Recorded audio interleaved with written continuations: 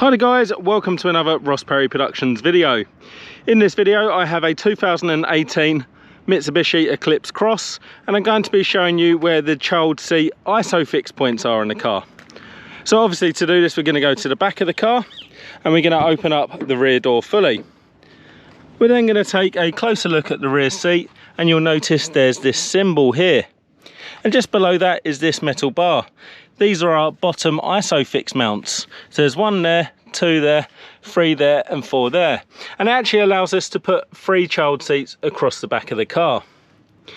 With the top tether, you're going to push it up around the headrests. You may need to raise the headrests and then actually put it around these parts here and drop the top tether into the boot. Then we'll come around to the boot of the car. Just going to move the parcel shelf out of the way, so your top tether will come around there and you'll actually notice another symbol there and then a cut in the fabric, and this is where we're going to put our top tether. So there's one position there, one there and one there.